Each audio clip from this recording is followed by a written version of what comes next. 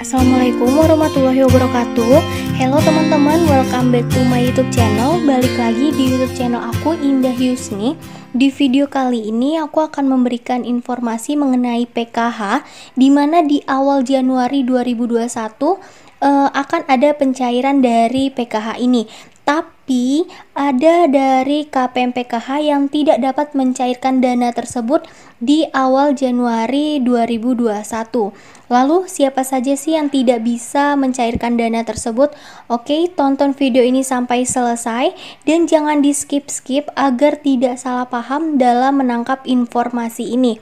Dan sebelum kita lanjut, please buat teman-teman yang belum subscribe, silahkan teman-teman subscribe dan aktifin notifikasi lonceng kalian ya, agar teman-teman gak ketinggalan informasi terbaru mengenai bantuan dari pemerintah.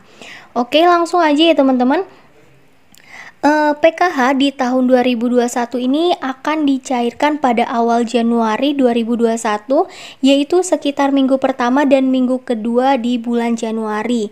Namun, ada beberapa dari KPM PKH ini yang tidak bisa mencairkan bantuan PKH ini di awal tahun tersebut.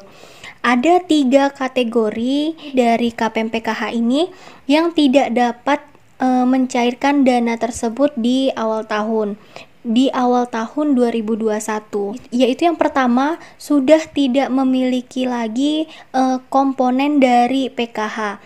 Jadi di mana komponen dari PKH itu ada beberapa ya, di video sebelumnya juga mengenai komponen-komponen PKH dan nominal yang didapatkan dari setiap anggota keluarga pada penerima PKH. Komponen yang pertama dari PKH ini yaitu untuk ibu hamil dan anak usia 0 sampai dengan 6 tahun. Kemudian komponen yang kedua adalah kriteria komponen pendidikan, di mana anak sekolah SD, kemudian anak sekolah SMP, dan anak sekolah menengah atas. Kemudian komponen yang ketiga yaitu kesejahteraan sosial. Ada lansia di dalam anggota keluarga tersebut, yaitu lanjut usia mulai dari 60 tahun ke atas. Kemudian yang kedua adalah penyandang disabilitas, yang diutamakan penyandang disabilitas berat, teman-teman.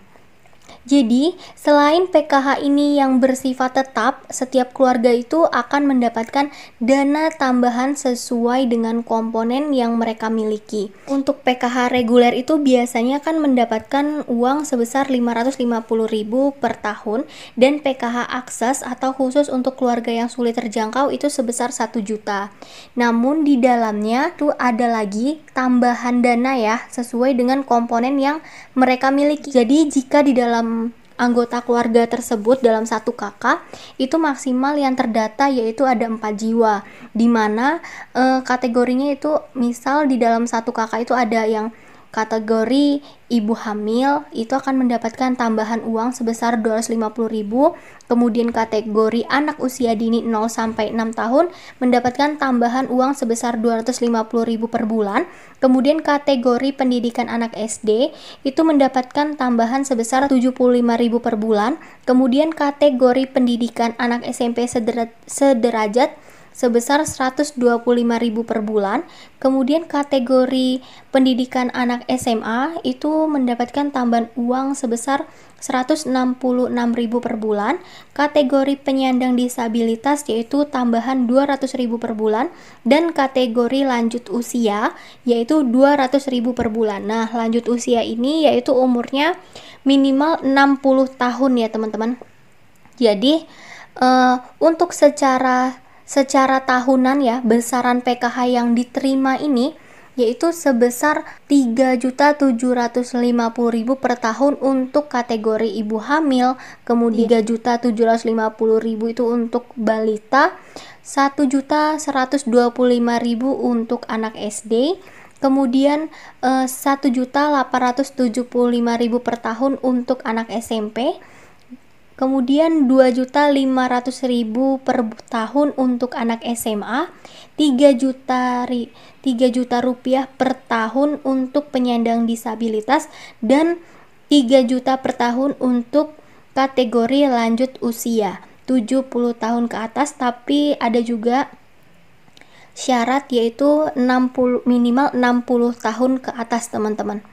Selanjutnya adalah kategori yang kedua yang dana PKH-nya tidak akan cair di tahun 2021, yaitu identitasnya yang berbeda, di mana antara data di PKH dan di KTP itu datanya berbeda. Jika tidak sesuai, teman-teman bisa tanyakan langsung ke pendamping PKH. Karena di tahun 2021 ini lebih ketat ya teman-teman sistemnya dibandingkan tahun 2020 dan sebelumnya. Kemudian yang ketiga sudah dianggap mampu, karena teman-teman dianggap sudah mampu memenuhi kebutuhan sehari-hari untuk keluarganya. Dan berarti teman-teman ini akan dianggap graduasi secara otomatis atau secara alami. Lalu graduasi di PKH ini ada dua ya, dimana yang pertama graduasi alami seperti yang tadi dianggap oleh pendamping PKH itu sudah mampu, dan yang kedua adalah graduasi secara mandiri. Nah, untuk graduasi secara mandiri ini teman-teman anggota PKH itu mengundurkan diri secara mandiri ke pendamping PKH untuk keluar dari PKH karena sudah menganggap keluarganya mampu untuk memenuhi kebutuhan sehari-hari. Jadi jika teman-teman memenuhi 3 kategori tersebut, maka di tahun 2021 teman-teman itu tidak bisa mencairkan dana dari PKH ini. Untuk nominal besaran PKH sudah aku jelaskan dan sudah aku jabarkan tadi ya. Semoga teman-teman paham ya mengenai informasi yang aku berikan ini. Jika teman-teman suka dengan video ini, silahkan teman-teman like dan jangan lupa di-share ke teman-teman lain agar lebih banyak yang tahu mengenai informasi ini. Sekian dari aku, semoga informasi yang aku berikan ini bermanfaat buat teman-teman. Wassalamualaikum warahmatullahi wabarakatuh.